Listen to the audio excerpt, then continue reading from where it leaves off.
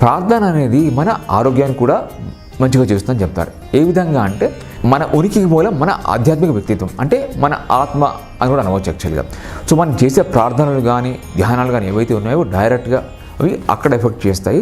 ఆ మూలం ఎప్పుడైతే అంటే మన వ్యక్తిత్వానికి వేర్ల లాంటివి మన ఆత్మ అంటారు యాక్చువల్గా. మనం ఎక్కడైతే ప్రార్థన ఎప్పుడైతే చేస్తామో మనం దానికి శక్తి వెళ్ళి దాని ద్వారా అన్ని ఆధ్యాత్మిక వ్యక్తిత్వం కానివ్వండి, దానికన్నా కొద్దిగా పైన ఉండే మన భావుక వ్యక్తిత్వం కానివ్వండి, దానికన్నా పైన ఉండే మన భౌతిక వ్యక్తిత్వం కానివ్వండి, మన మానసిక వ్యక్తిత్వం కానివ్వండి, శరీరం కానివ్వండి, ఇట్లా ఈ లేయర్స్ అన్నీ కూడా వేళ్ల లోపల నీళ్లు పోస్తే ఏ విధంగా మొత్తం చెట్టంతా కూడా శక్తివంతం అవుతుందో, బలవంతం అవుతుందో, అదే విధంగా ఏంటంటే ఈ ప్రార్థన అనేది మనకి అన్ని రకాలుగా అన్ని లేయర్స్ అవి మనం స్ట్రెంథన్ చేస్తాం అన్నమాట.